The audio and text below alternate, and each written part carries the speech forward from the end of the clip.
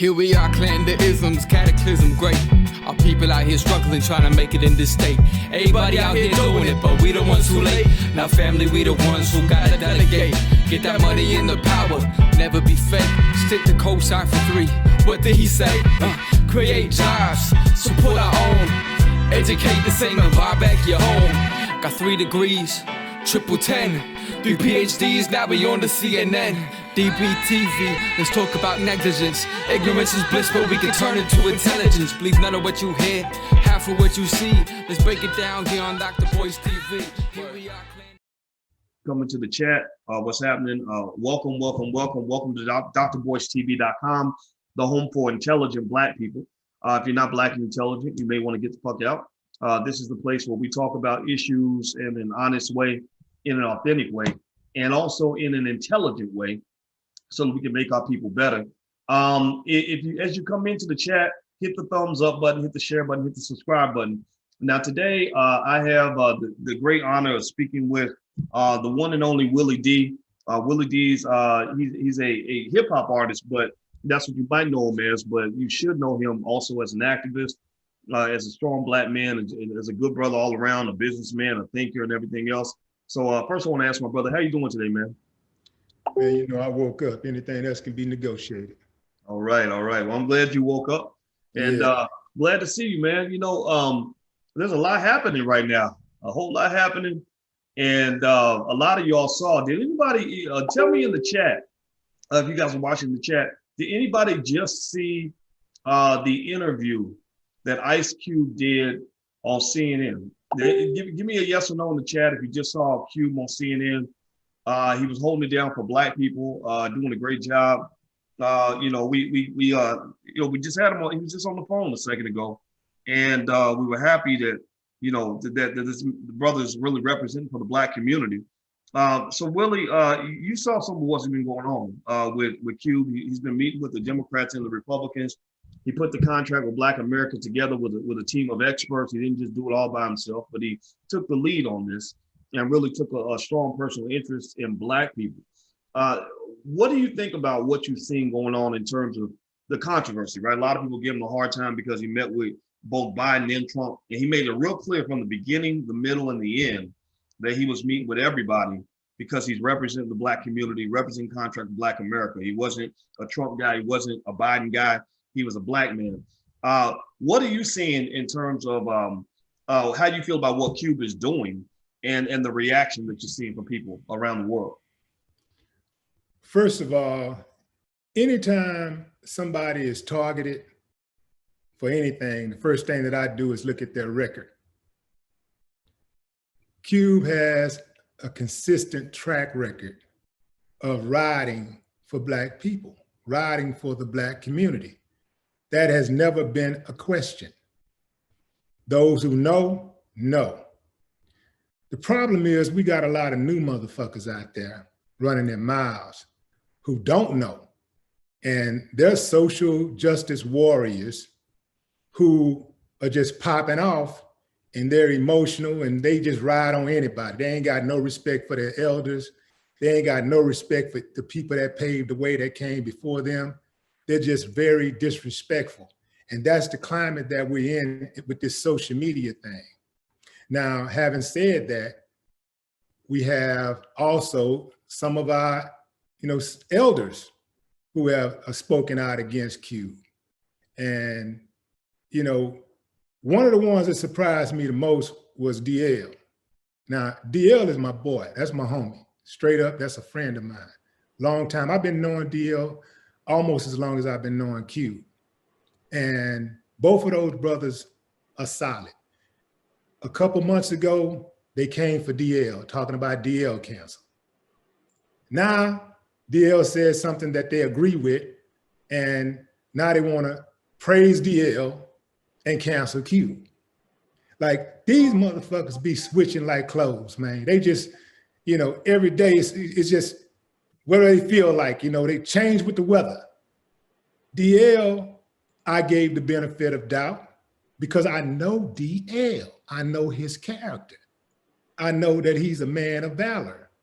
And so if he does something that I personally may not agree with, I'll still give him the benefit of the doubt and allow him that latitude to make a mistake that I might feel if I feel that it's a mistake, because he may not feel it's a mistake.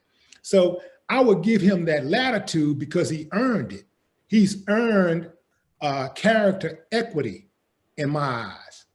So I would give him that space, and I would give him that latitude for error.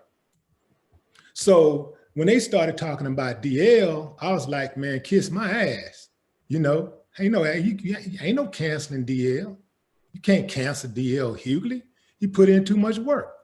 You can't cancel Ice Cube. He put in too much work. Hey, look here. If you want to cancel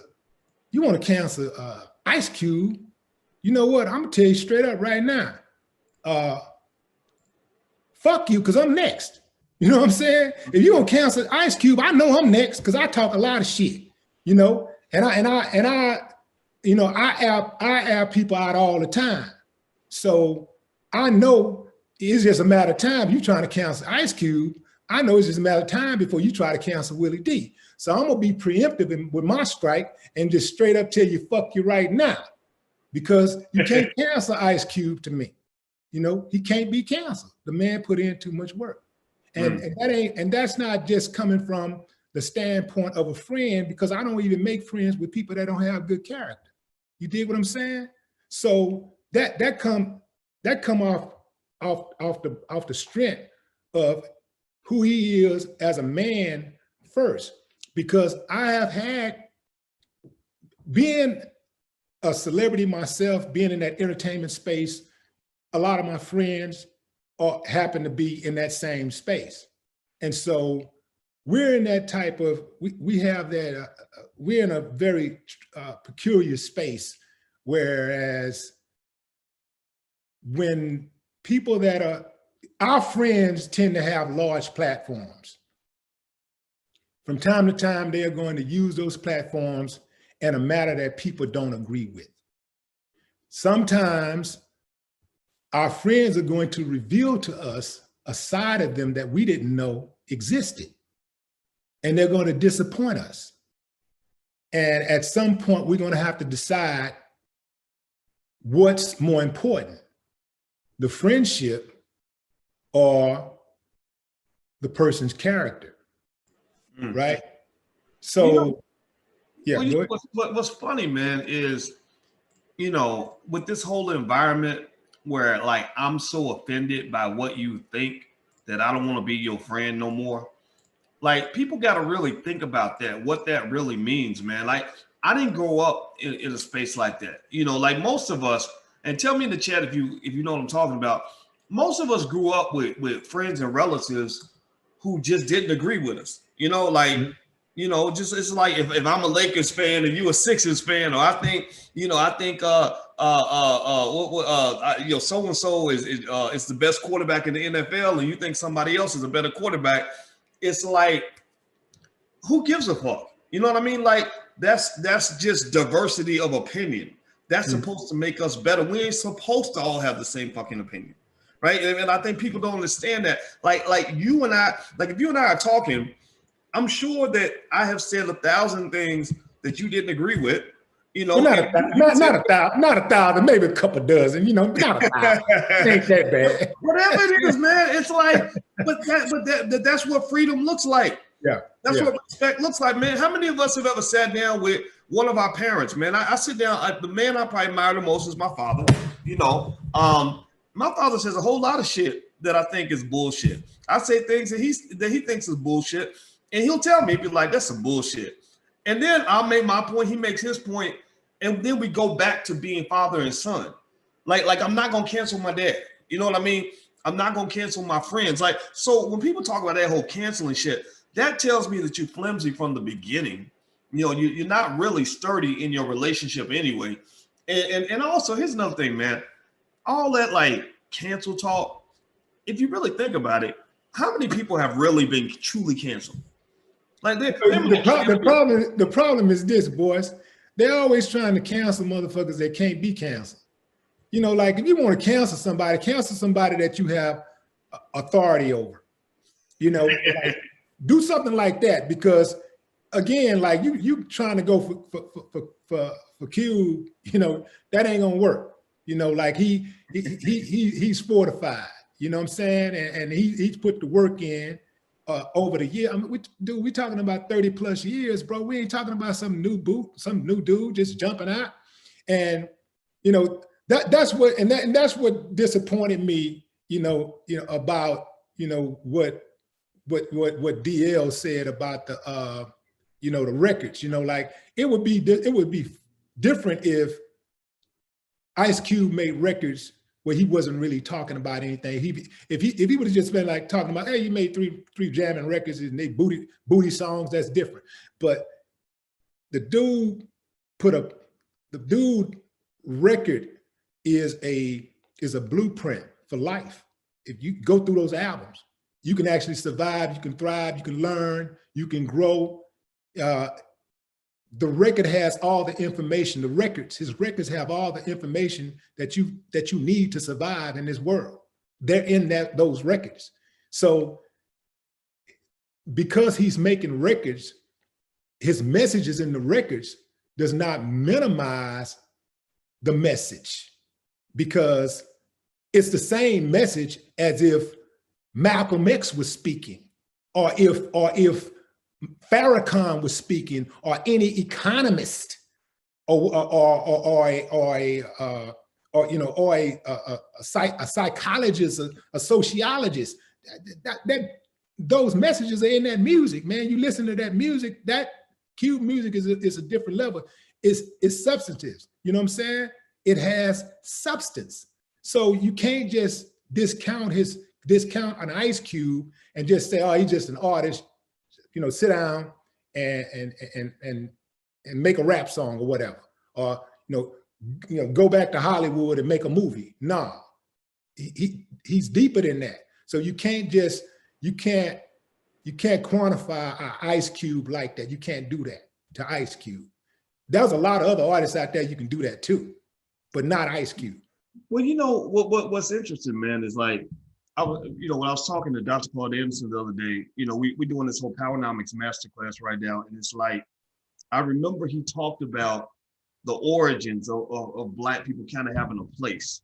Like, like your place is to, entertain, or is to serve us, right? And as long as you are in your place, we love you to death.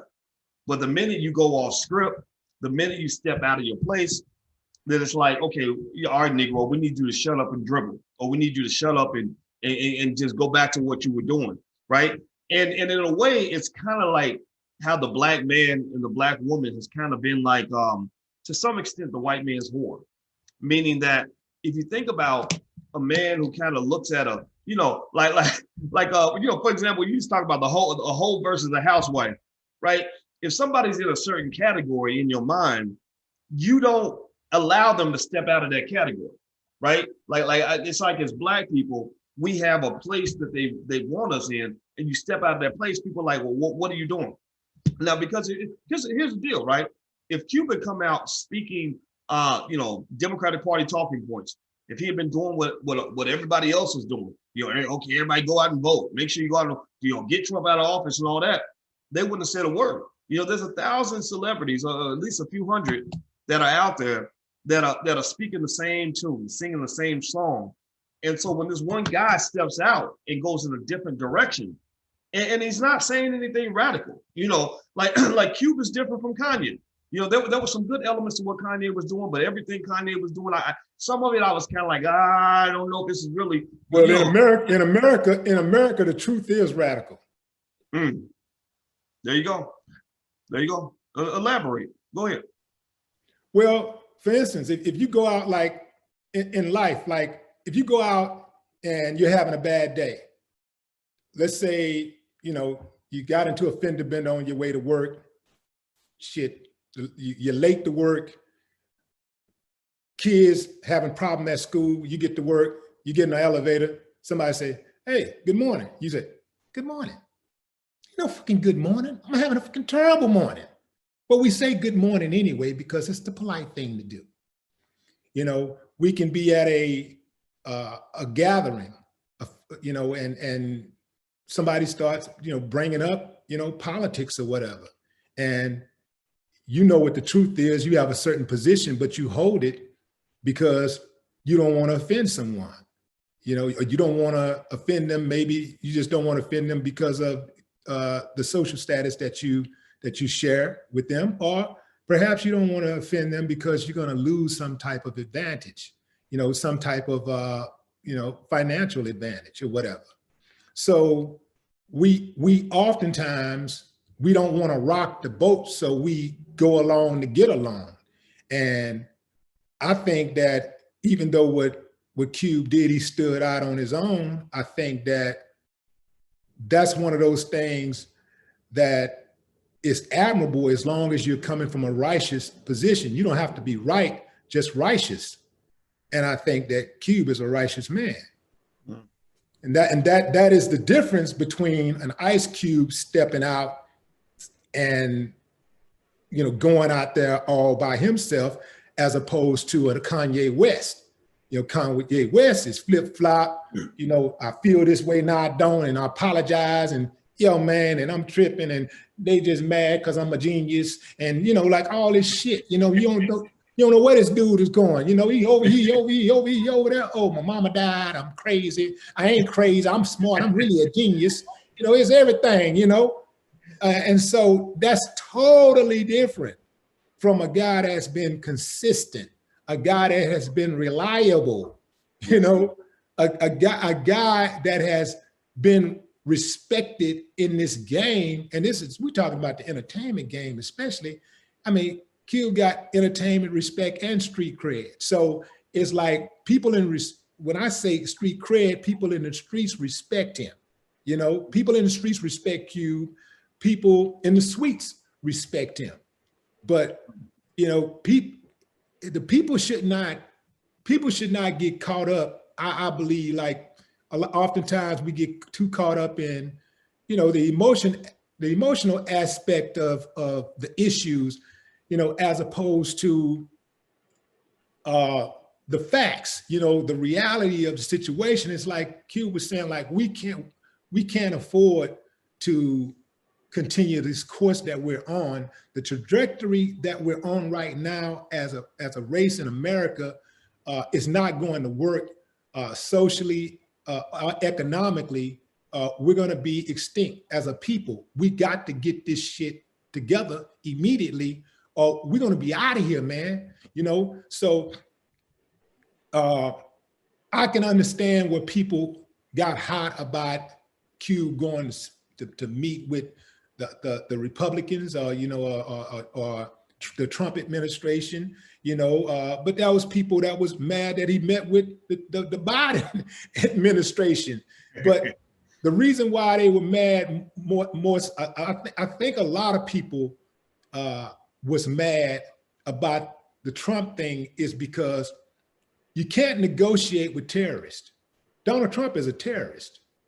So you cannot negotiate with terrorists. You know, having your own, you know, having our own table would be cool, but enterprise doesn't operate in a vacuum, you know, and this is what people understand. This is what Cube understands. Enterprise does not operate in a vacuum. You know, to control the table, you also have to be able to defend it. As long as we don't have arms, we won't have autonomy or control over markets, even those markets built solely on our labor and ingenuity. Cube is a big part of that market that has been built on our labor and ingenuity. You know, he's made hundreds of millions of dollars for studios, and he's employed and made many, many people famous. He put many, many people on. A lot of the people that's talking shit about Ice Cube ain't put nobody on. They ain't responsible for nothing but complaining and talking shit. That's it. The man has been building for 30-something years. You know, he's been putting people on for 30-something years. He's been sticking his neck out for 30-something years. So it's easy to just jump into a comment section and start, you know, popping off. drop a little old hot video. Oh man, fuck you, he canceled, you know, and make jokes about the songs, and you know, dropping little comments about saying his certain sayings that he have and all this type of shit.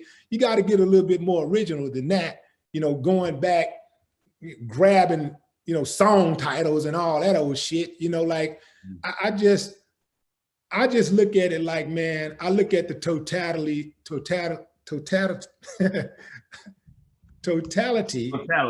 man's, I look at the totality of a man's work, the body of his work, his character, you know, the extended version of his character, not the present, not the moment, not the momentary character, you know.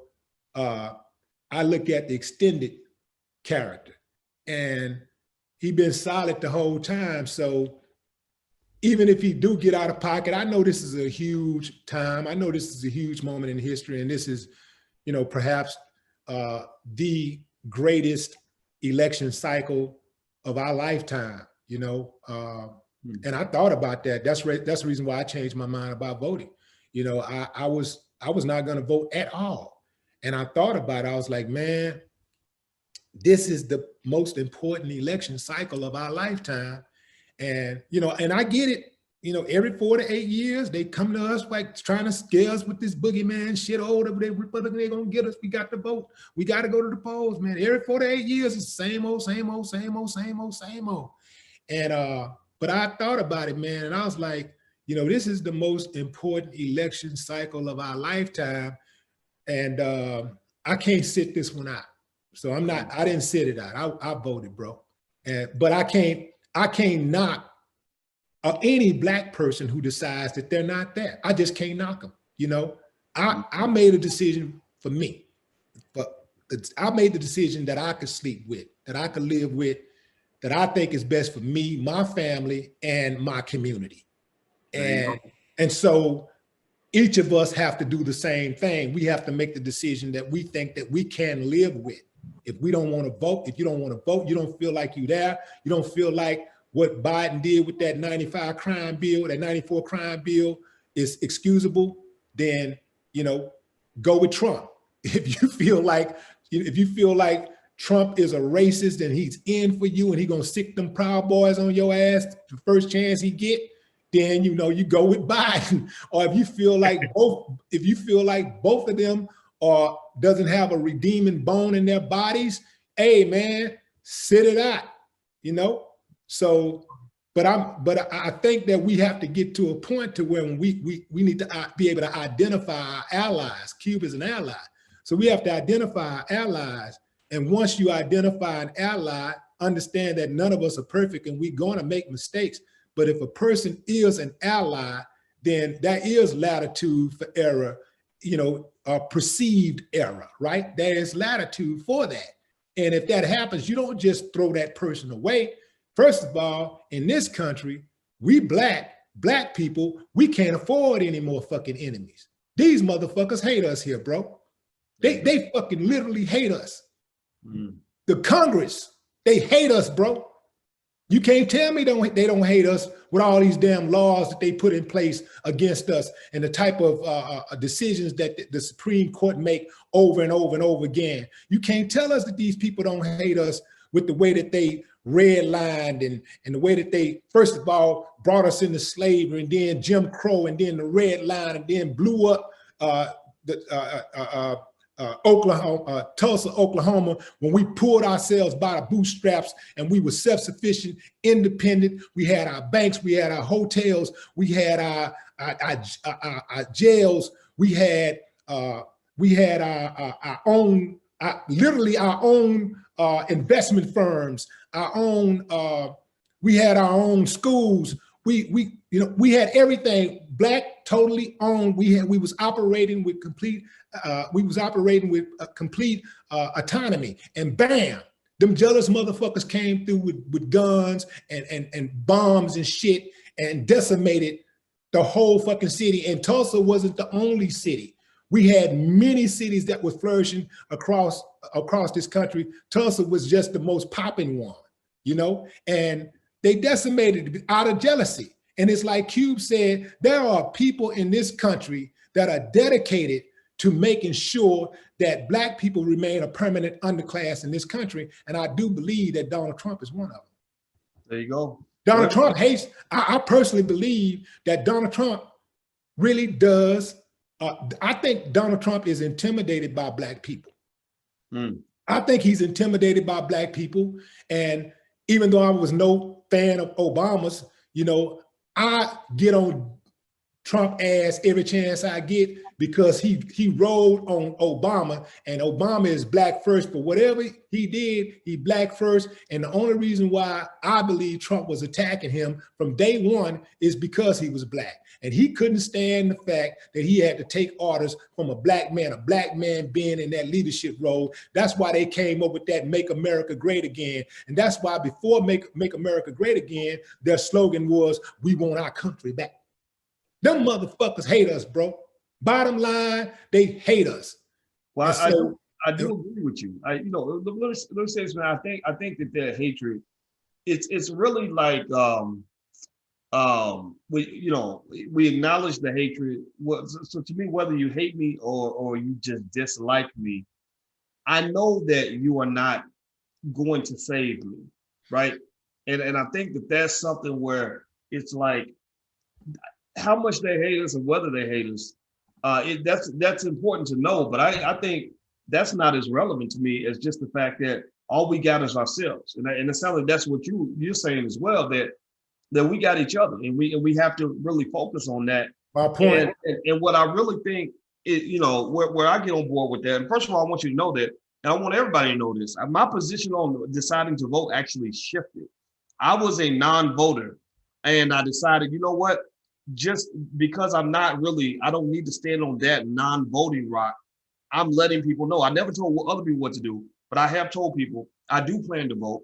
I'm just not I'm gonna write in the candidate for the presidency. I'm not voting for Biden or Trump because I'm not going that far, but I will vote. Local elections, all that shit. So I think that that's a way, because I think at the end of the day, man, it's like when I hear, I hear what you say, and you and I are friends. You got what Ice Cube is saying. You got what DL might believe, whatever he believes. You got Roland Martin, who's in a little bit of a different space from me. I think it's really important, man, that we understand that we limit ourselves if we get too caught up in turf wars and factions within the Black community, right? So, for example, you got, Yvette Carnell and ADOS sitting over there, right? And I heard Cube say, he mentioned ADOS, and my thing is like, whatever differences I have with the leadership, I don't have a problem with the membership, it's more so the leadership. I can let all of that shit go because I'm not gonna win if I'm fighting against motherfuckers who agree with me on at least 40% of the issues. You know what I mean? Like, and I hope that everybody's maturity level and strategy level can rise to the point where, for example, you have people that believe in reparations who have attacked Dr. Claude Anderson and Powernomics. What sense does that make? Ain't you got a bigger enemy out here? Can't you? I mean, you got white supremacists out here. You got people out here that hate your guts. Why not just say, I don't see everything he's saying. I'm not eye to eye on everything, but I'm going to stand down on that issue for the sake of unity. And what I like about what Cube is doing, man, is I feel like, let's just keep it 100, man. I mean, he's Ice Cube, right? He's iconic in what he does. He's had an extraordinary career. He's got a platform. I got a platform. You got a platform. We all got our platforms, and they're good. We got hundreds of thousands of people and all that. He's got millions. So when I see this guy that's got millions of people, and then a bunch of those people hate his gut, like they're pissed at him for being 100% Black. I see this, right?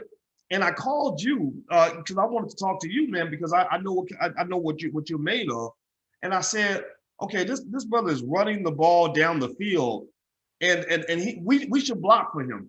You know what I mean? Like fuck it.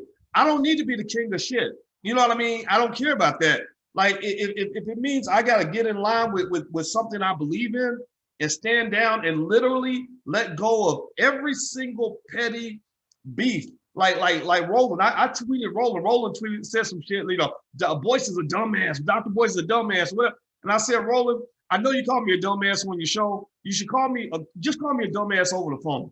And I respect you as a journalist. I don't agree with a lot of the shit that you say, but you are welcome on this platform at any time. And I'm going to try to find my best to find a reason not to make you my enemy, because I got bigger enemies out here, right? And I think that that's really important, because one of the ways that they destroy Black people is divide and conquer, you know, and Yeah, we all that's always been the play.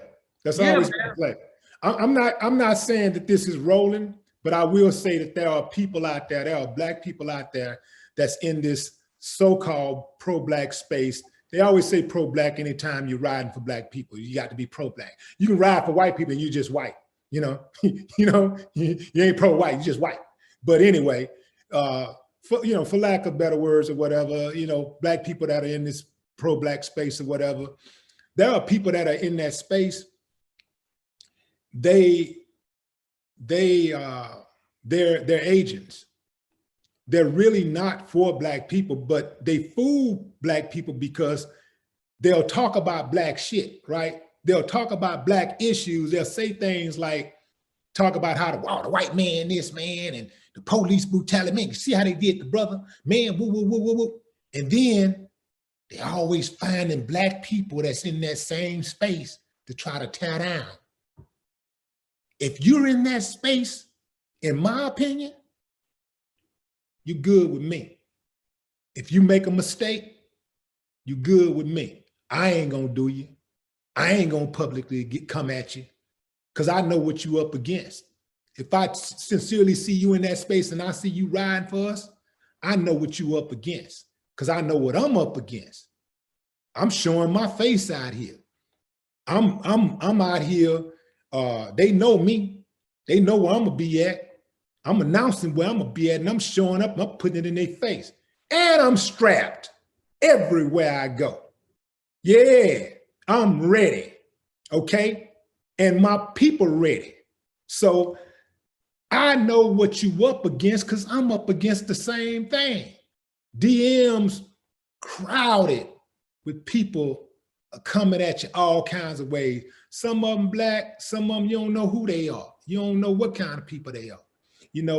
All in the comments.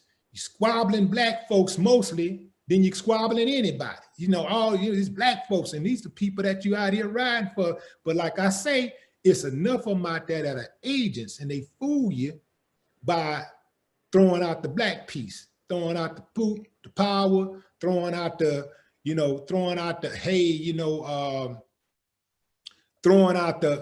police did the brother wrong, and we got to come together and group economics and da-da-da. And then they just spend so much time attacking Black people that's in the same space. So how in the hell are we gonna be able to come together if we keep fractioning off? Because what happens is that a lot of I would say most people are intelligent enough to follow our platforms, that follow these spaces where they're trying to get information. They're intelligent enough to say, man, I wish they just cut that shit out, because I love both of them. I rock with both of them. I wish they just cut that shit out. And I've been on different people's platforms and stuff that be beefing against each other that are Black. And I've read some of the comments, so I kind of know the vibe myself. So most people get it, and they're gonna be like, well, I'm still going, Boyce come down, I'm going to support Boyce. Roland come to town, I'm gonna go support Roland. They get it. But there are others that are gonna just pick a side. They're gonna say, man, because I love Boyce, I can't rock with Roland. I love Boyce. I'm just gonna be dedicated to Boyce. And boom, you're picking sides. But both of y'all got the same end goal, and that is to uplift the Black community. The ultimate goal is the same. The ultimate objective is the same. How we get there may be different, but we're trying to get to the same place. So I might get there, and I might take the back roads to get there. You might take the freeway to get there. I might take a helicopter, you might take a plane. I might walk, you might run. Shit, I might, take 50 breaks, trying to get to the destination. You may go straight to the destination without stopping, not taking no breaks, not taking no type of rest breaks or nothing, just going straight on through. You see, there's various ways to get there. So when somebody chooses a different way to get there, you shouldn't have a problem with that. The problem should happen if they're trying to go somewhere else, if they're not trying to get to that same destination. That's when the problem should come. That's when you should have a problem. So, you don't see me like in those type of spaces. I'm not going after people that I know that are in those spaces, that I know that ride by people for real. We cannot afford any more enemies. We got enough. America has done a great hit job on our image worldwide. They don't need no help. The American media has been in cahoots with the government ever since they brought the first slave over here. Even before that, they've been in cahoots, to make sure that we look bad globally. That way, people, when they look at the situation, they can say, well, I guess they probably deserved it. So that's how America operate. They operate that way because if when they do us dirty, they can justify the mistreatment of us by tarnishing our image. They tarnish our image globally, and people see us getting murdered and slaughtered in the streets. They can say, well, they must have deserved it. The people are savages, but they're not taking into account that the American media has played a significant role in doing that, and they have a direct investment in making us look bad. Yeah, I agree with you. And by the way, everybody, I'm talking to Willie D, and we're talking about a lot of stuff, mainly what Ice Cube is up to, and this kind of weird, untimely, almost like an attack that it seems the DL Hughley took real issue with what Ice Cube did when he met with the Trump and the Biden campaigns. Do me a favor, guys, real quick, hit the thumbs up button. Everybody right now, please hit that thumbs up button to help us in the algorithm. And also, number 2, don't forget the All Black National Conventions next weekend.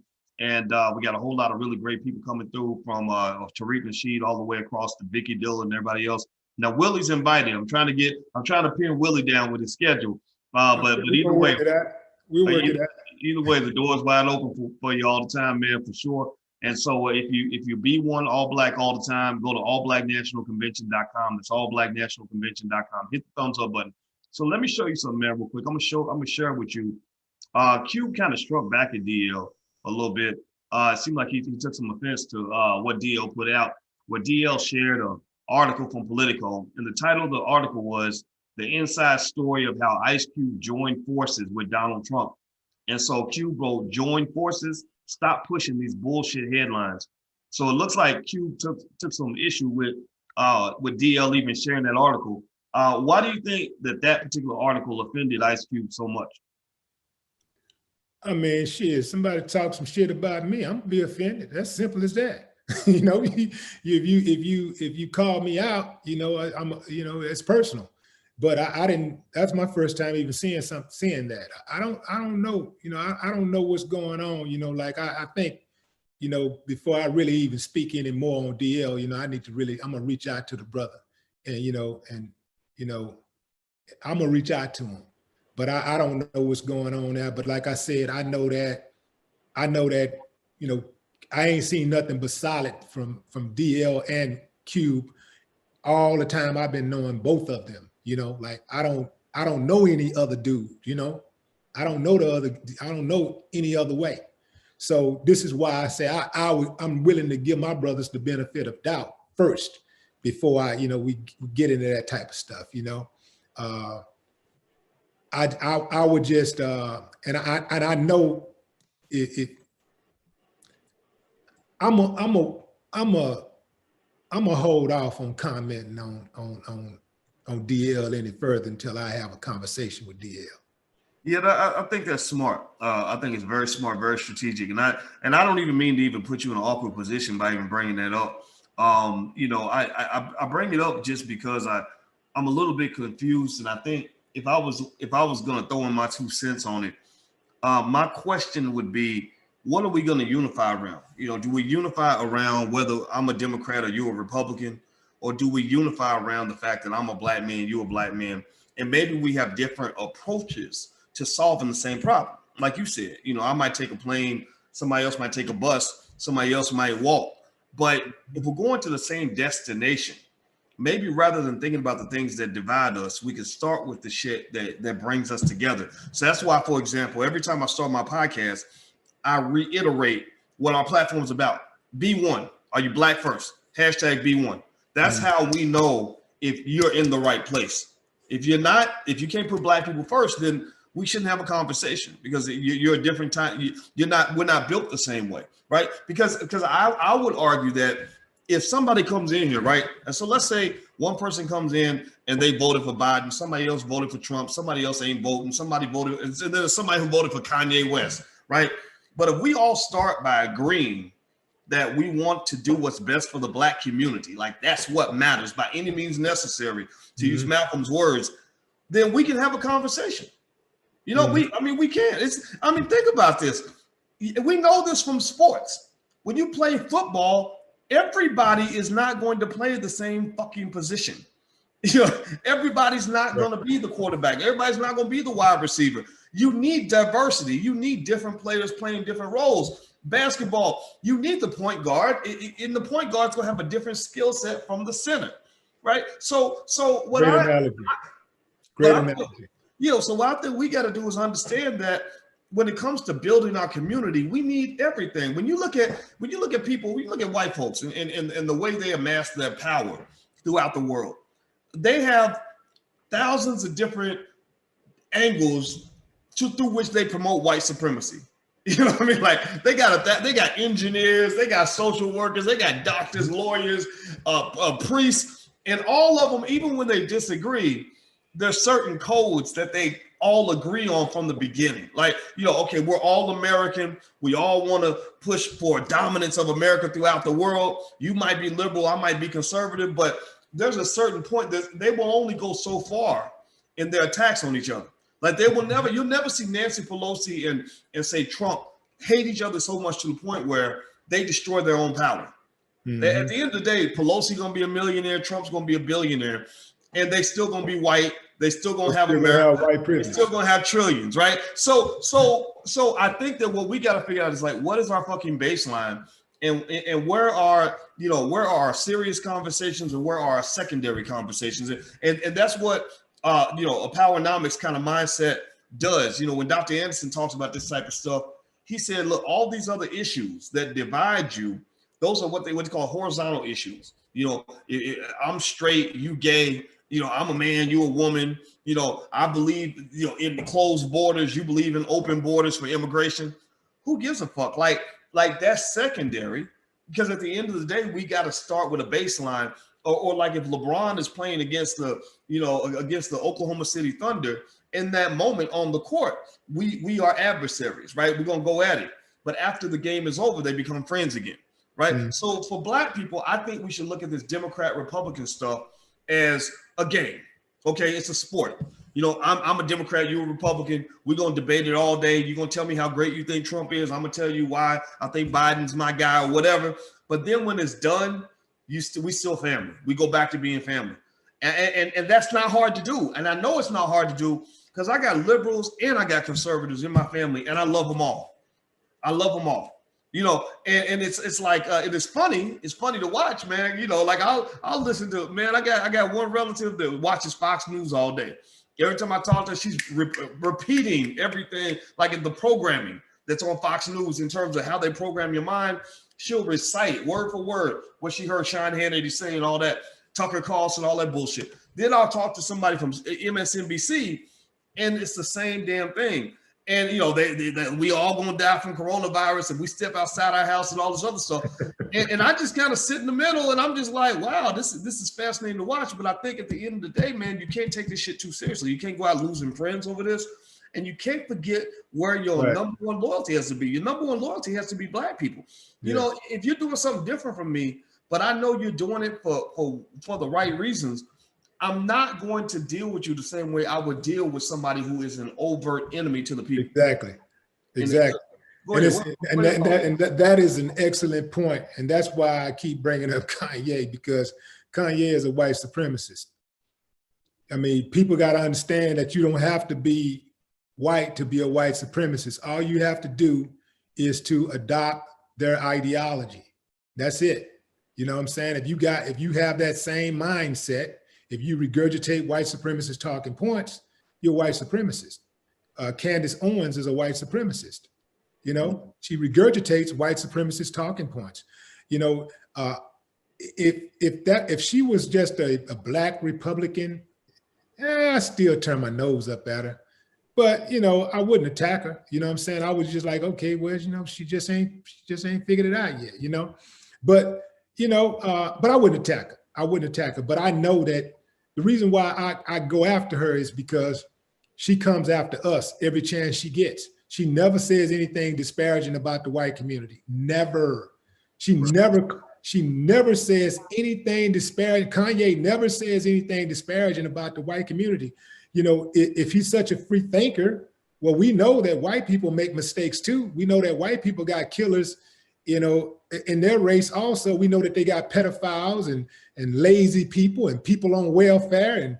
And we know that they got gang members and liars and thieves and kidnappers and adulterers. We know that they got all of that. But Kanye ain't never seen a white person do nothing bad, because he ain't never, at least he's never spoken on it. But every time he got something disparaging to say, it's about black people. Same thing with Terry Crews. Terry Crews, he wakes up in the morning. What these niggas doing? I can't stand them. Let me see what nigga doing something positive I can say something bad about. Let me see what they like. Let me see what they like in the day. Oh, I got to bring them down now. You know, Massa, did I do good? That's all they do, bro. That's why I don't rock with them, because their hustle, their whole hustle is to bring black people down. When your criticism of the black community outweigh your contribution, you will start with C rhyme with Moon. You did? You know, like, so that's why that's how it's easy to tell the ones that are out there, they're blatant with it. And most of them, they're really blatant with it. Like, when your criticism of the black community outweigh your contribution to the black community, man, you're not for us.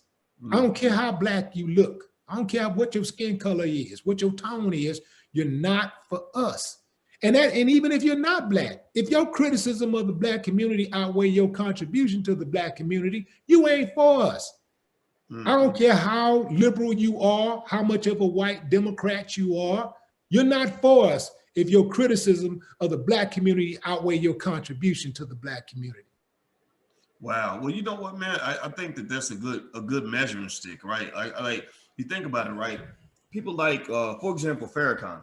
Farrakhan is conservative. He's a religious leader, among other things.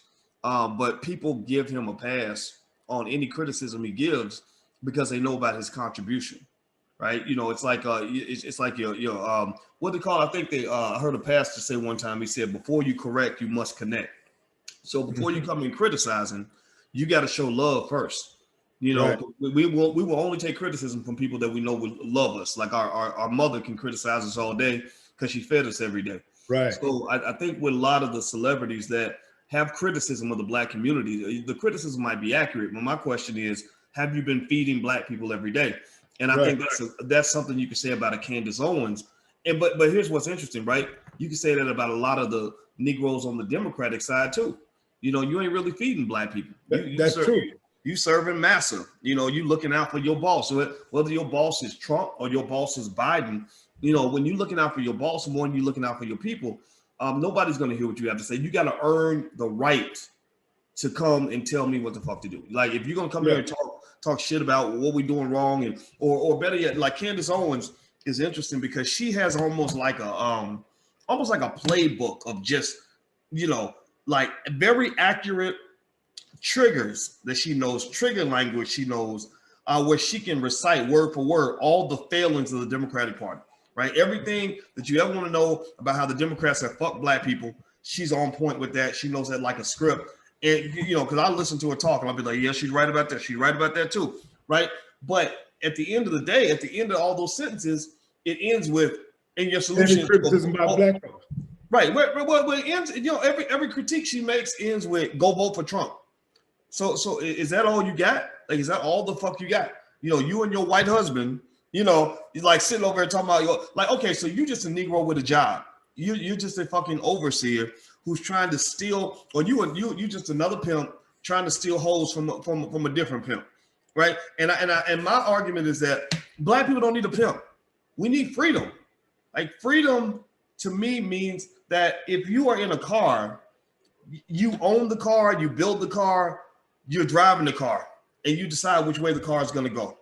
You do all those things.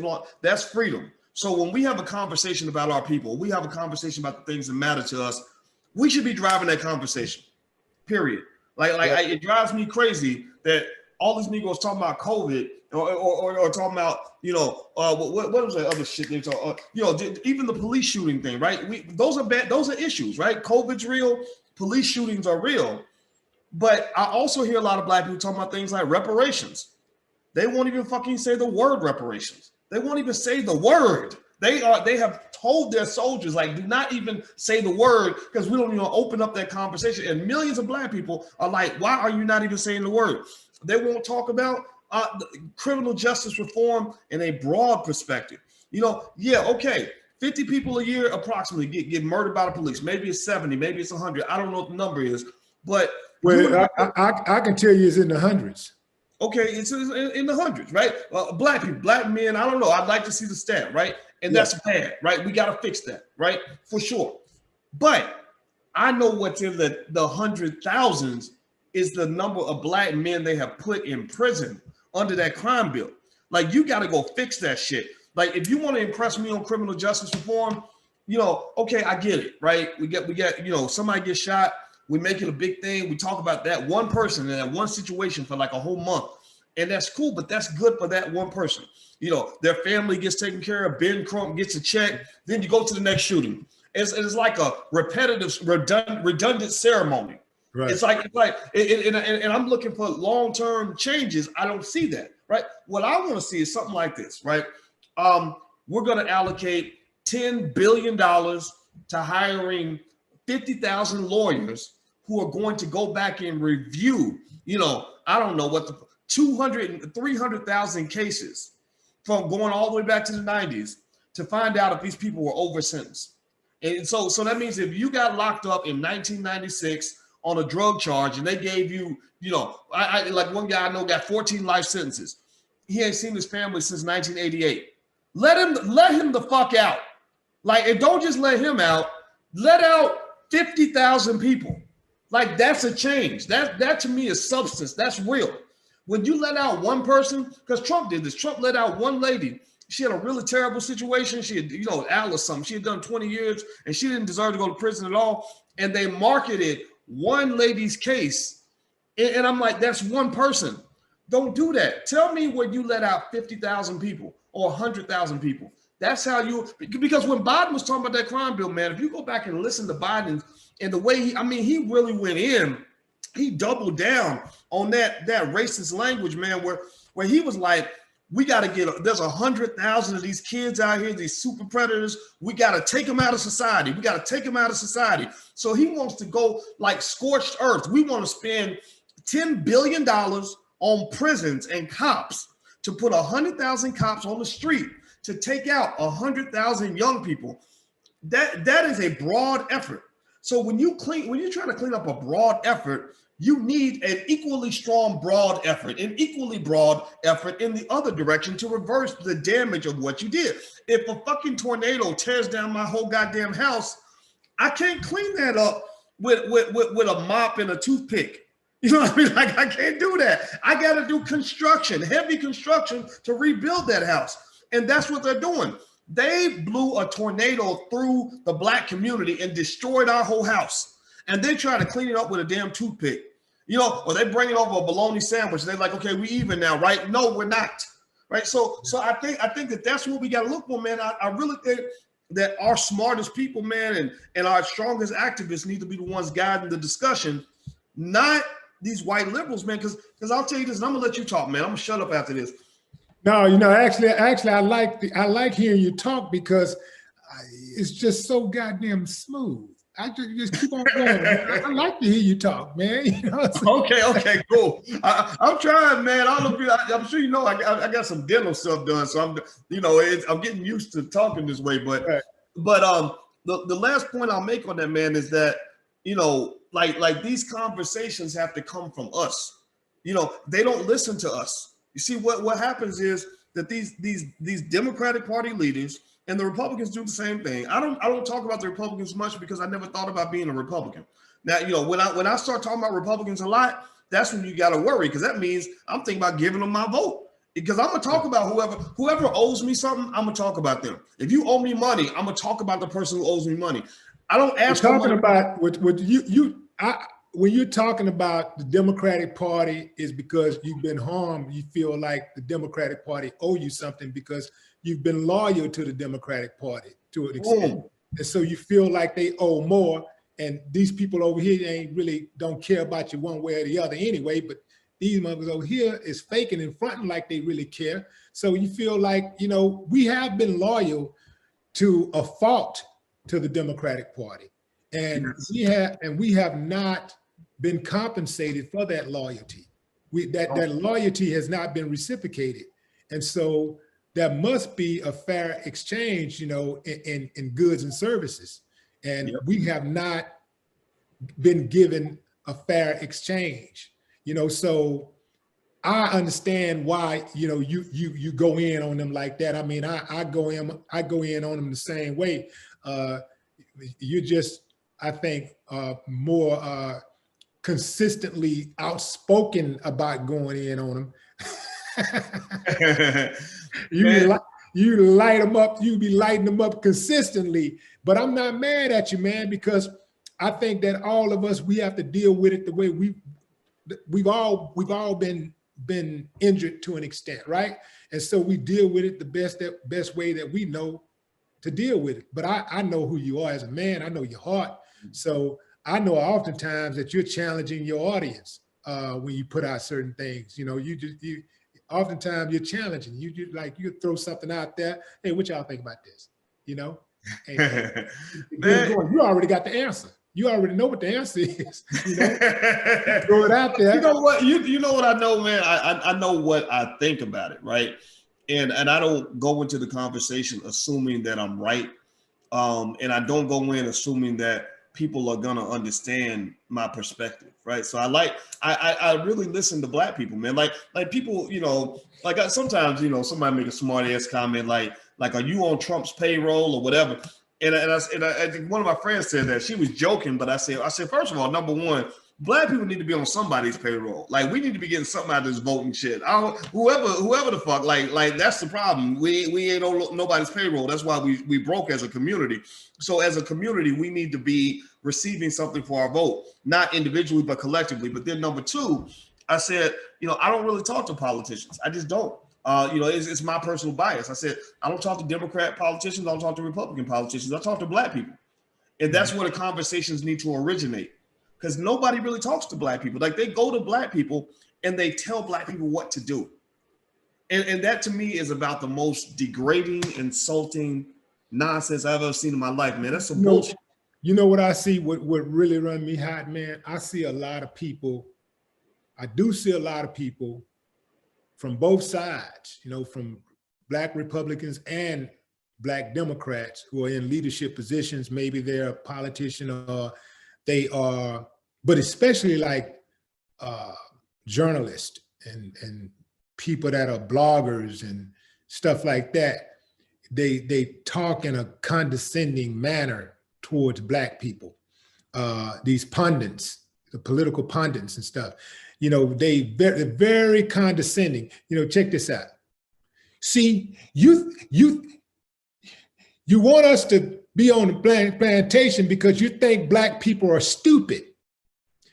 When they say you think Black people are stupid, that is them using psychology on the Black people that they really think are stupid, so that Black person can ride with what they're thinking.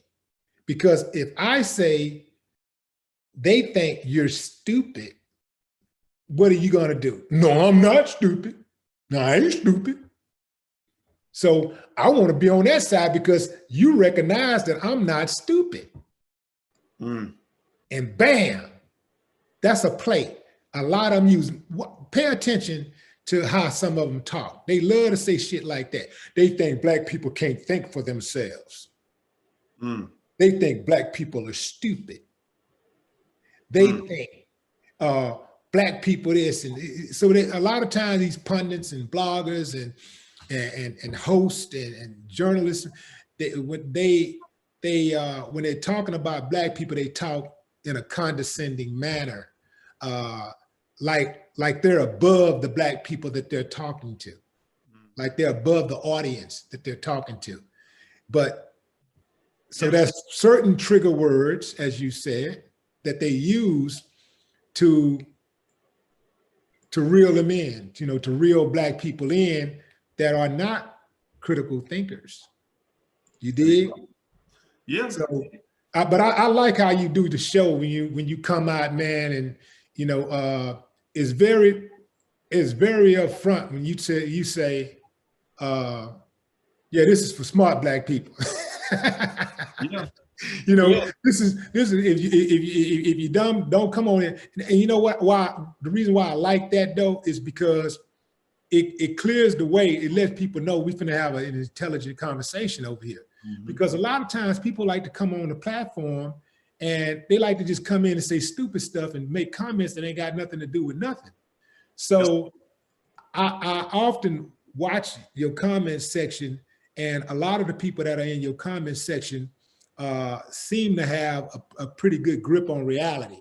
Now, of course, you got your fair share of trolls. I've seen them. I've seen the trolls also, but for the most part, most of the people that are in your comment section usually seem like they have a pretty good understanding of what's going on. Yeah, man. Well, I feel like I feel like black people need some people that are not gonna insult their intelligence. I believe in challenging people to think up. Let's learn how to play chess instead of checkers. And one thing I found, man, that really surprised me is and it really helped me. I have a lot of respect for soldiers. I don't disrespect soldiers because I think it takes a lot for somebody, to put their life on the line that way. And I think you need soldiers. And I noticed that a lot of people that follow the platform are in the military. And I couldn't understand that. And I remember, because I had an event, man, out in Seattle or somewhere, and I just invited some people to come in. And I think 80% of the people that were there were veterans. And shout out to the veterans, by the way, who were watching. And I said, so what is it about the veterans? I said, I'm not a veteran. My father was, and I have respect, but I never did that. And one of them said that we like the fact that you don't just complain about a problem. You talk about solutions. You talk about strategies. And that's something that this person at least felt that he said, I relate to that. I relate to having a strategy. I want to know how we're going to fix this shit. How we're going to make things better. How we're going to fight back. I don't want to hear about how oppressed I am. And, like you said that one time that made me laugh. You said, how are you empowering me by telling me I ain't got no power? Right. I remember the day you said, I was talking to you on the phone. I was walking down the street. I was actually in Seattle, and you said that, and I just cracked up because that's what we do. We have these people that are claiming to empower black people, and all you're doing is telling them why they can't do shit on their own. That makes you a white supremacist. You're arguing every day. Like, you can't do anything without white people. You need their help. You need their help. No, we can use their help. They owe us their help. But shit, if they don't deliver their help, I'm still gonna figure it out. Yeah, and stop right there. So I have an idea why soldiers follow you, because soldiers, for the most part, are disciplined, and most soldiers, they have a certain accountability swag, right? You come on this channel, then like you're moving forward and you're moving people forward, challenging people to think, challenging people to grow. And so I think that's a draw for soldiers. but going to your last point, can you finish? You know, because I want to backdoor. I think I cut you off. No. Actually, I was done. I made my point. You know, I think overall, I guess it's different strokes for different folks, right? Different people are just built different ways, right? You got some people that are smarter than others, some people that are more determined than others, some people that are willing to play hardball, some people want to play softball, some people have courage, some people have fear, and we all have. I think we all have fear, but I think that we all respond to fear in different ways. For some people, fear puts you in a cage. Like they, you know, and the Republicans know this, right? They know that black people, there are a lot of black people who are just scared all the fucking time. So they're both, right. Right, that old bug-eyed slave, like all bosses, they can come get us, you know. Like I remember when Biden said one time, he said, if you let the Republicans win the election, they'll have y'all back in chains, right? Like they ain't gonna fucking have it. What are you talking about? You know, like, and here's the thing, Boyce. Going back to what Cube said, we've survived worse than Trump. So that Trump is not the boogeyman. All of these motherfuckers been the boogeyman. You know, every single president we've ever had, ain't none of them, you know, not none of them have really went to bat for black folks. And we can't say, man, they did something for us and we had a good run while this guy was president. You know, we had a damn good run. We can't really say that. And when I say a good run, I'm not just talking about an economic good run. You know, when has black people really felt free? When in this country, like, because there's a difference between freedom and liberation. When has black people really felt free, really felt safe in this country? When have we really felt safe? So even when you got money, you know, you live in a gated community. Even when if you reach a billionaire status, you're still B1 in this country. You're B1 in this country. So it's like when Trump first became president. First of all, like most people that's civilized, I was shocked. I was totally shocked. Me too. I was actually at a Fox local in Houston, and I was covering the election. And no, I wasn't at Fox local. I was at CW local in Houston. So I'm covering the election, and I'm looking at the numbers coming. And I'm like, it took the wind out of me, bro. I was like, this goofy ass motherfucker. This goofy, dumb, lying, thieving ass nigga about to be the president. I'm like, oh man. But I caught my snap the way I always catch my snap. And I said, it doesn't matter at the end of the day who the president is. Ain't none of them gonna stop me from getting mine. Ain't not one of them gonna stop my grind. But it's important what Cube said when he said that we have survived worse than Trump. Trump wants to be a slave owner. We've survived slave owning presidents for real. We've actually survived presidents who owned slaves. A whole 95% of a Congress that owned slaves at one point. Yep. You know, and that's why it was so hard to get rid of slavery. The whole damn Congress had owned slaves. You know, all the banks, Chase Bank, Bank of America, Wells Fargo owned slaves. You know, the Ivy League colleges owned slaves. So this is why it was so hard. All your major institutions own slaves, including churches. Yeah, let's talk about that. Let's talk about it. You know, let's talk about them Catholic churches that own slaves. So this is why it was so hard to get rid of it, because you know, slavery, white supremacy is woven into the fabric of America. But we've survived worse. And, you know, it doesn't matter at the end of the day who the president becomes, you know, who emerges as the president. We'll survive no matter what. We will survive because we're the most resilient people on planet Earth. You know, if most people had to face, if most races had to face the things that we faced in this country, they would be extinguished. You know what I'm saying? We'd probably be down to just black folks as a race, period. Black folks, it would be only black people on the whole planet, because the other races, they just kill themselves. They, oh, hell no, we can't go through this shit. I can't do it. We can't survive. Oh, no, hell no. You know, like, so, and that's the thing that people have to understand. Like, we're resilient, but people have to understand, and we kick ass, bro. We have millions of success stories. They just try to make us concentrate on the biggest of the biggest success stories, but we have millions of success stories where we've created, successful lawyers and doctors and scientists and entrepreneurs and mothers and fathers who work their backs, you know, to a grind for 30, 40, 50 years so that they could break the generational curses and send their children to school so that they can have a better life than they had. That's a success story. When you've been given nothing, and when you've been denied an education and you were able to save your pennies and put them together and send that baby to college, that's a success story. But they try to make us feel bad about ourselves and act like we can't do it.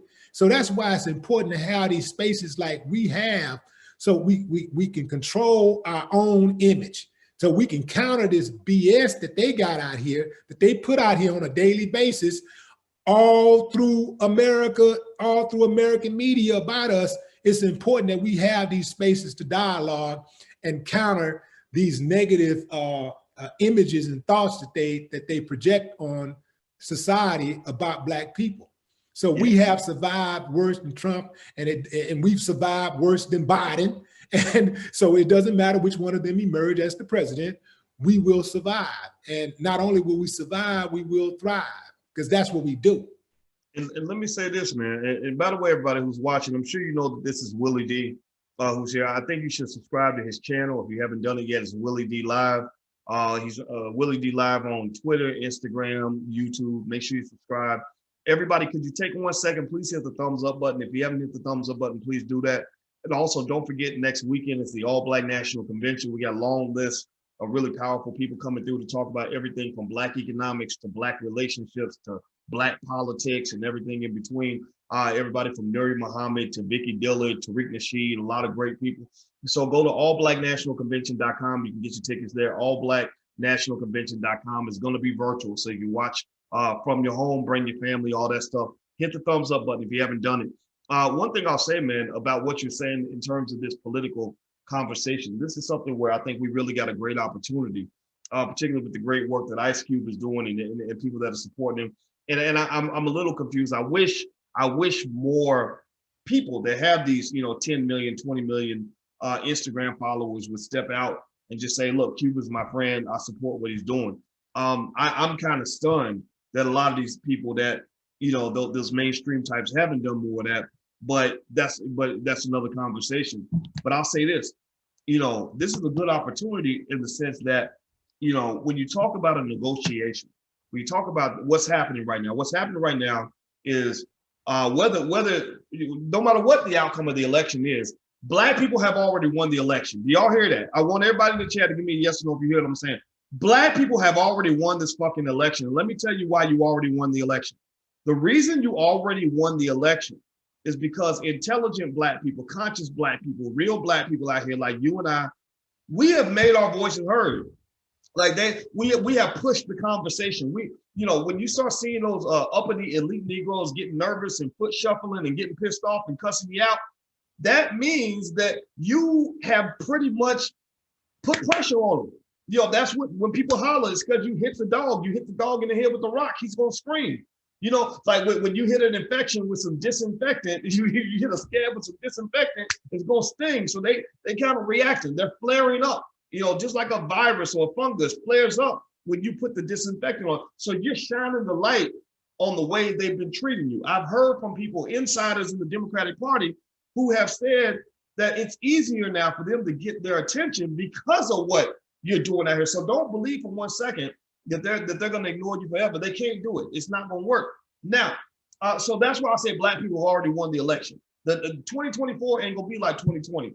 They're going to have different conversations because they're going to know they're dealing with a more educated, a more active, a more courageous constituency. So give yourself a round of applause on that because these things take time. Give yourself a round of applause. That's a good point. Second thing I'll say, yeah, man, yeah, I'm very proud of black people right now. That's a good point. Really am, man. And the second thing is this, right? With a negotiation, here's the deal. When you're negotiating, it's a lot like I play a lot of poker. I don't know, you can play poker like Texas Hold'em, anything like that? I don't gamble, man. yeah, you know what? I'm not into gambling, but I love poker because it's a great game of psychology, strategy, and math. Like if you're in a poker tournament where it starts with 800 people and you get down to like the last 8, out of 792 out of 800 people are gone. Every person at that table is like sharp as fuck. Like everybody, like they know how to take in information, they know how to send information, they know how to deceive, they know how to trap, trick, all that shit, right? And so I'm a pretty good poker player, man. I took it up as a hobby and I really fell in love with it. I don't play as much as I used to, but I love it. Why do I bring that up? Well, because a lot of poker is a negotiation. And one thing about poker is the cards in your hand don't matter as much as how you play the card and how you communicate with the motherfucker across the table. So when you're dealing with somebody across the table in poker, there's a few basic things that you do and things you don't do, right? So one thing that you do is when you're dealing with somebody, you always have to make sure that you lean leverage in your favor. So for example, if I'm sitting and I'm dealing with somebody and I don't know if they have a better hand than me or not, we're feeling each other out. One thing I do not allow is I do not allow them to get me on the defensive. Where they're bullying me, they're betting big and I'm just matching the bet. I'm barely holding on, right? I'm backpedaling, right? Because the thing about it is you can't score points like sports. It's hard to score points on defense. Right. You score points on offense, right? And that translates to politics. One of the rules that like the dirtiest Republicans, like the really smart ones that, that were able to win elections with dirty shit, one rule they have is that you never defend, you always attack. So when somebody attacks you, you don't spend all your time getting defensive and getting scared and shit. You counterattack. You go at, they exploit your vulnerability, you exploit their vulnerability. And in poker, it's like that. So if somebody raises you to try to intimidate you, you don't fucking match the bet. You either fold and walk away or you raise that motherfucker. You say, okay, I'm gonna re-raise your raise. And now I got you scared. You worried about what I got now. And at the end of the day, if you're more worried about what I have than I am about what you have, then I'm going to win, even if I have worse cards than you, because I'll scare you into folding your shit. Black people don't know that. Black people will negotiate as a collective. When we negotiate with the Democrats, we'll let them trigger us. We'll let them push our insecurity. Well, Trump if he get elected, he gonna kill you. Well, you know that this is going. If you don't elect us, then you're gonna be in big trouble, right? And we'll get all nervous and buck-eyed and shoot balls. I don't want that to happen. So okay, you can have my vote. You can have my vote. You're not supposed to do that. What you do is when they come to you and they say, well, if you don't show up and vote, we're gonna get another 4 years of Trump. My response is, well, Trump is your fucking problem. He's not my problem. I can survive another 4 years of Trump. I did the first 4. I can do the next 4. As you mentioned, we survived presidents that owned slaves. So Donald Trump is not worse than whatever our ancestors survived. So we're built for this. We can wait all fucking day. Now, so if you want to get Trump out of office, which apparently that must scare the shit out of you, then it sounds to me like you better do what's right for black people. Because I want to give you my vote. I want to support you. But if you don't come correct, then I guess you're going to have to deal with another 4 years of Trump. You keep them on the defensive. You go at them. You don't let them fucking scare you. Trump is their problem. He's not your problem. And I think that for black people, we got to, too many black people will literally drop everything, give up every fucking negotiating point that they had, everything that you wanted. You'll throw all that to the side because they pretty much have got you so scared of Donald Trump that you will give away all of your opportunity for progress in exchange for protection from a guy that can't really hurt you. I mean, you've gone through a whole lot of shit as black people. I mean, we survived the fucking Middle Passage. We survived 250 years of the worst slavery in the history of mankind. We survived 100 years of Jim Crow. We survived 50 years of mass incarceration. You gonna tell me we can't survive 4 years of Donald Trump? Come on, man. Yeah. Seriously. Go ahead, Willie. I'll let you get the last one. Thank you for listening. One of the things is that I heard people saying that, well, why did Q wait this long? Like the Democrats. He said he met with the Democrats for Biden's people, and he met with Trump's people. Trump's people adjusted their so-called platinum plan that he ain't gonna never deliver on, but they adjusted it, for optics, I guess. And then, the Democrats said, hey, man, we'll talk to you after the election. So I know DL had said that the reason why they didn't meet, because they can't do nothing. They're not empowered. They can't do anything. But they could have done something. They could have put a plan together and say, this is what we plan on doing if we get in. That's what you do. It's part of your platform. That's what you say, like that is part of, your plan. Like, it's just like when Biden was running and he talked about all of these things that he was going to do for America. He's not the president, but he talked about all these things that he would do once he gets in. So he could have easily drew out a low plan for black folks and say, okay, this is what I'm going to do for the contract with Black America. This is what I'm going to do. You know what I'm saying? So he could have done that. I mean, the Democrats could have wrote a plan out. And that would have been a whole lot better than knowing that Trump got a platinum plan for so-called, he ain't gonna deliver, but that would have been better than knowing that he got something and you don't. Put something there. You got to put something there, even just a placeholder or something, goddamn it, just something to put something there. Put something there so that the people can believe, so that the people can see that you do care and that you are serious about getting the black vote and also helping black people, get to where we're trying to go, not just during the election cycle, but beyond the election cycle. That would have went a long ways if they had put a plan together. If they would have said, okay, well, what's his platinum plan? Well, shit, we're gonna at least match it. You dig what I'm saying? We or you know what? Instead of 500 billion, man, we you know what? Yeah, fuck it, make it $1 trillion. You know what I'm saying? Fuck it. We'll make it $1 trillion. We'll make it $1 trillion. We 500 billion. Because hey, man, look, let me ask you a question. They coming up with this money. They coming up with the stimulus money. They pulling this stimulus money out of the sky. Oh, they ain't never had no money, but all of a sudden they pulling trillions of dollars from everywhere. Trillions of dollars coming from all over the place. You ain't got $1 trillion sitting over there for us. And in fact, you ain't got $1 trillion. But let me ask you this too. And you're right. You're right. The biggest critique I had about Trump's platinum plan was, I said, okay, he's been in office 4 years. Like he could have did a lot of this shit the first 4 years he was in office. So there's no credibility there. We know that.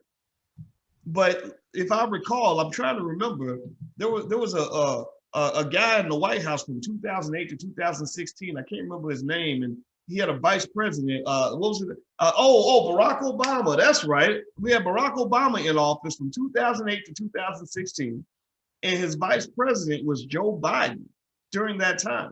And I remember thousands of black people screaming, like, you got to do something about black unemployment. They didn't respond. You got to do something to help the black communities. They didn't respond. And so what it really just says, man, is at the end of the day, right?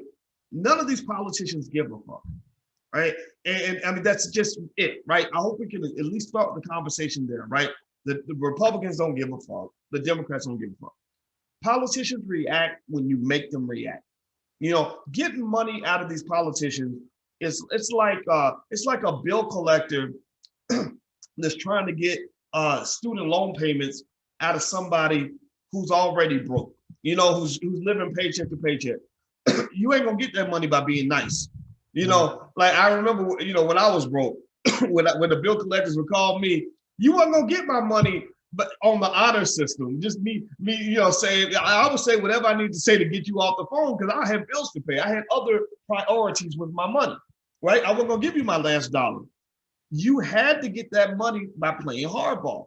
You had to really put your foot on my fucking neck. And the one who pressed the hardest was the one who got the fucking money. So with Black people, the question we must ask ourselves is, are we willing to pay hardball? You know, or do we have so much of a Stockholm syndrome? Do we love these white people so much that we start to feeling sorry for them? I mean, think about it, right? You know, when you go, when a bill collector is asking people for money that they owe, they like, oh, well, I would pay it, but I got this problem and that problem and this, that, and that, right? So people can give you sob stories, and if they think you'll take the sob story, then that's what they're gonna feed you every time. But when you say, fuck you, pay me, like, fuck you, those are your problems, those are not my problems, fuck you, pay me, then you can force the issue. So I think for Black people, we gotta be some bill collectors up in this motherfucker. Like, I think we gotta go to the Democrats and Republicans, just go to the government, the biggest white supremacist institution in the history of this country is the federal government. Go to the government, and our attitude should be, fuck you, pay me. When they say, well, we got the national debt is too big. Fuck you, pay me. Well, our annual budget's only $3 trillion. Fuck you, pay me. Well, we need y'all to vote so we can no, fuck you, pay me. Right, and then at that point, you just say, I'm sorry, I hate to take my vote away from you. I want to give you my vote, but fuck you, pay me, and you'll get the vote. Right, that's it. I mean, anybody who's ever collected money from somebody knows what I'm talking about. I just think about business situations, man, where we would negotiate with somebody that owes us, and you know it. I mean, you've been in the hip hop game. You know, think about it, man. Think about how many times you had some guy that was running a record label who swore he didn't have your money. And what do some of those dudes have to do? Tupac, Cube, a lot of these guys had to go in with fucking baseball bats, guns, whatever the fuck, and be like, you're about to go find my fucking money, right? Am I lying or am I telling the truth? Well, give me your thoughts on that. No, you're on the money. I mean, you're on the money. It's simple. Like, I just know, like, I mean, that's a good analogy, man. Like, I want my money, bro. Like, I got to get that money because I look at that money like my money, like that ain't really my money. That's my baby's money. You know, that's my kids' money, man. And everything I do, you know, is for them ultimately. So, man, I got to defend it with everything, you know, like I'm already a beast for my own money, but you start messing with my baby's money. Oh man, you know, everything tied to that. You know, so I couldn't even look at myself in the mirror if I allow somebody to take my baby's money. You know, I can't look in I couldn't look myself in the mirror. I got to settle that. You know, I got to make that right. So I got that attitude. Like, I got to have it. Yeah. What I want to know is, like, what do you think about? What do you say to like Black people who have that attitude like reparations ain't gonna never happen? You know what? They could be right. It ain't never gonna happen if we don't never fight for it. That's it. I mean, this is why I think reparations is gonna happen. What was worse than reparations for us as a people? Slavery. What you mean? What was worse slavery. than slavery? What was? What the greatest atrocity ever committed against us in this country was slavery, first and foremost. Right. There were Black people that were saying, well, you know, slave, they ain't gonna never let us free. We's never gonna be free. Now those were the buck dancers. But then there were also solid Black people who were honorable, who thought that it would never happen, right? They thought, man, it's never gonna happen. Stop talking like that. You know, stop talking like that. That's not gonna happen, you know? But with all the money tied to slavery, with all of the capitalism that was afforded to those who took advantage of a people's suffering. I mean, the greatest suffering known to man. Mm. It ended. Black people were finally, freed in this country, after hundreds of years, of servitude, free. So if freedom can come to enslaved human beings, being us, then reparations can damn sure come. So I think that reparations is on the way. Just like a Black president caught us off guard, I think reparations is gonna catch a lot of people off guard. This is gonna happen. Like a lot of things happen in this country, man, and the biggest movements that happen in this country are not even things that the public are even aware of until they actually go down. It's like, oh shit, it's happening. Like, oh man, they gonna do this. They doing this. They, damn. So I think that's how reparations is gonna happen. I think that that's a conversation that is inescapable. They have no choice. They have no choice, but because the conversation is not going to go away. The conversation is only getting louder, by the day. That's not going away. Now, does it mean, in my opinion, it doesn't mean, no reparations right now, no vote. Because I kind of look at the things that we need, all of the things that we need in this country. I look at it like there's levels to the things that we need. And we ain't gonna get all those things at one time. We need reparations. We need police reform. We need prison reform. We need education reform. Shit, we need reform across the damn board. We need credit reform. we need employment reform. We need reform on so many levels. So I kind of liken it to a record contract, right? You know your value, but when you sign a record contract, it's a give and take situation. So for instance, when you first sign your record contract, you might try to go and get yourself 20 points, but you might ask for 30 points, but you might end up settling for 12 points. You may ask for the record label to pay for the video, but y'all settle on the record company paying half and you paying half. You may want your publishing.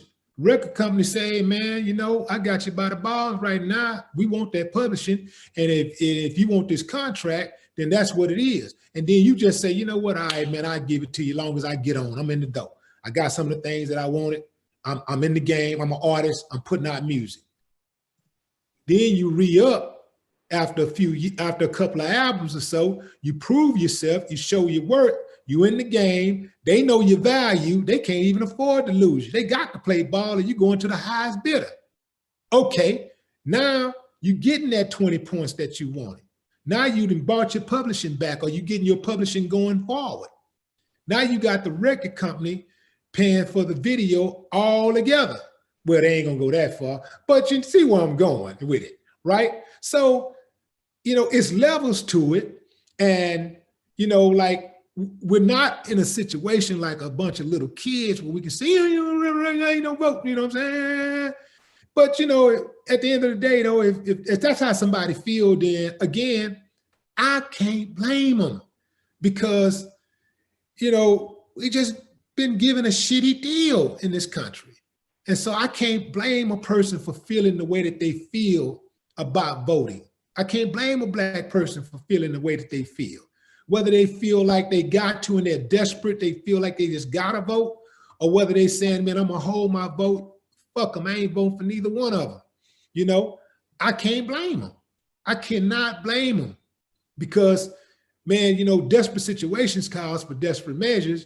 And I can't tell people how to feel or how they should react to this damn pain, this violence that have been perpetrated against us. We have received a shitty deal. We've given more to this country than any group of people that have ever come here. There's no immigrants that ever came here that's contributed more to this country. We built this motherfucker. Let's get that straight, okay? We ain't talking about, you know, from the 1900s to 1800s, but no, we've been in here building this country. We built it from ground up, you know? So I'm not trying to discount anything or discredit anything that other groups have contributed to this country.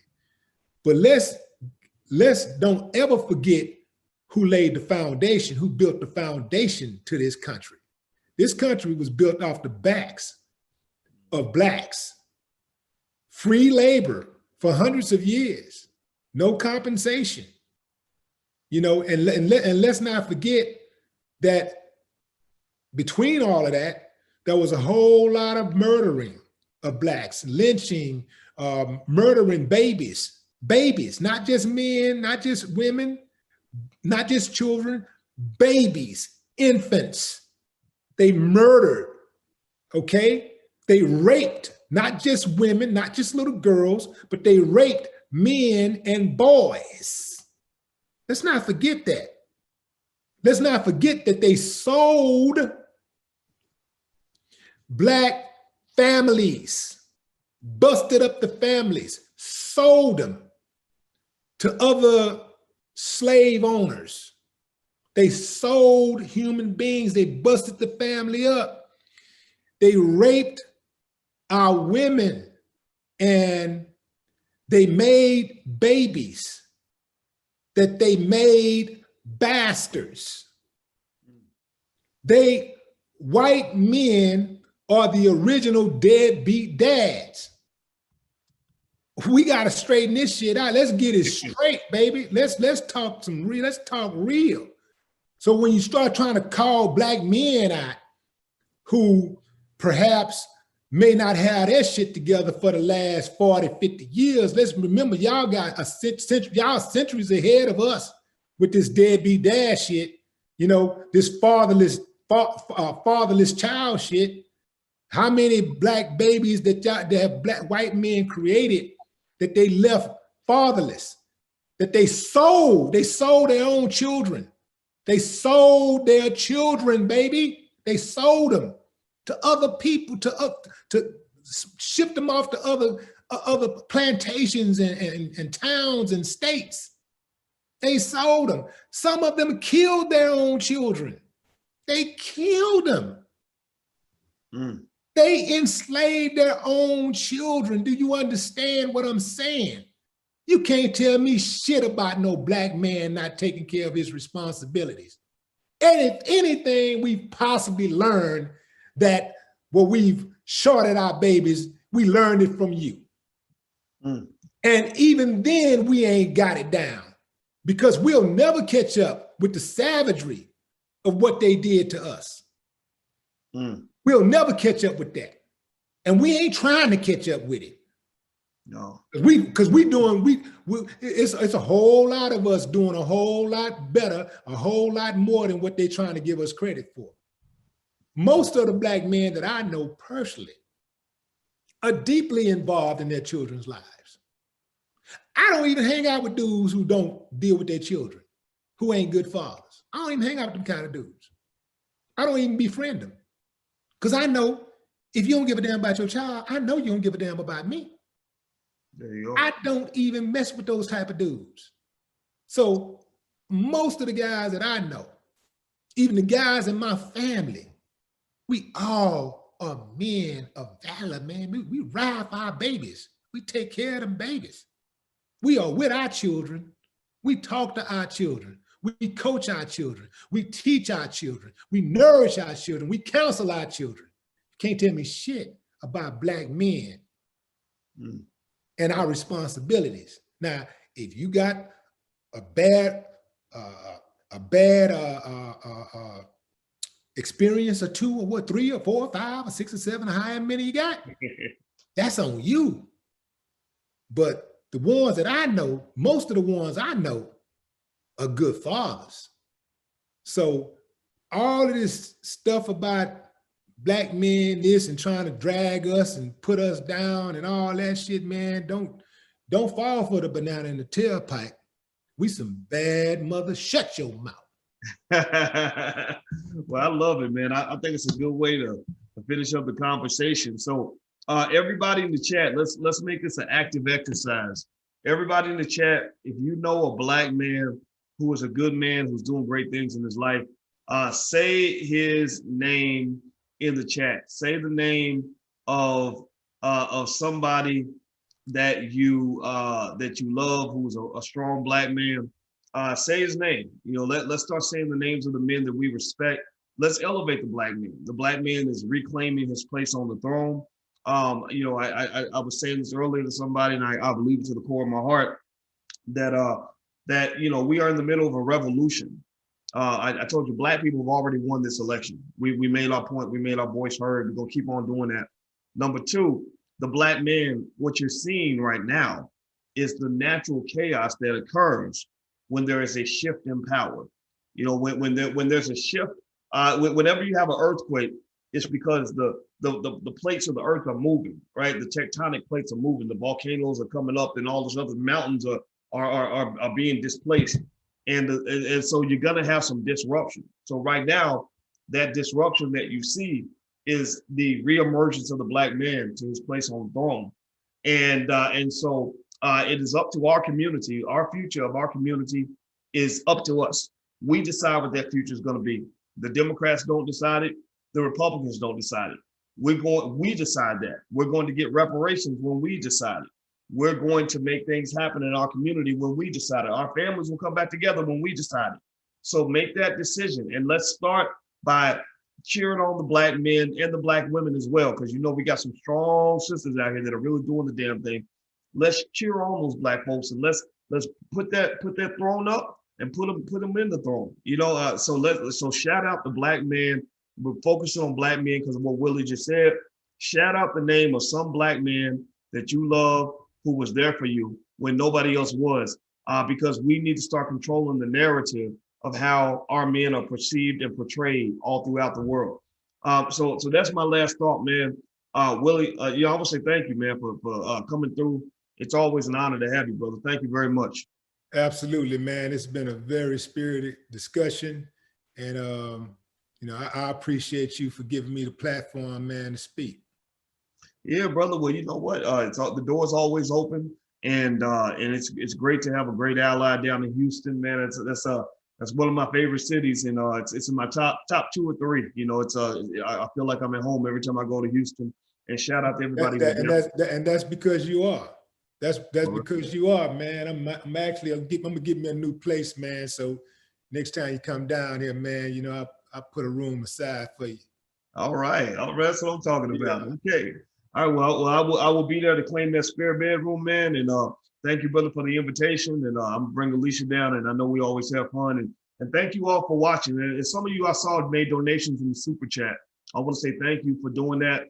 I didn't want to interrupt my brother while he was speaking, so that was why I didn't say anything through the conversation. But I did see you, and I want to say I acknowledge you. Thank you so much for your support. Also, if you could, 2 things. 1, hit the thumbs up button on your way out. Please hit the thumbs up button if you haven't done it yet. Number 2, All Black National Convention is next weekend. So if you are B1, you believe in building the community, then this convention is for you. It's not one of these other conventions that's brought to you by McDonald's or sponsored by Walmart. There is no corporate sponsorship for this convention. This is funded by Black people. It's for Black people. And we're going to have a lot of great Black people, from Vicky Diller to Tariq Nasheed and Constance Carter, who's a real estate mogul, all kinds of brilliant Black people that can help you elevate in a lot of ways. And I hope you guys will join us. It's going to be virtual. If you want to get a ticket, go to allblacknationalconvention.com. That's allblacknationalconvention.com. All right, guys, take care. Have a good night. And thanks again, Willie, man. It's good seeing you, brother. Absolutely. All right, my man. Take care. Old talk.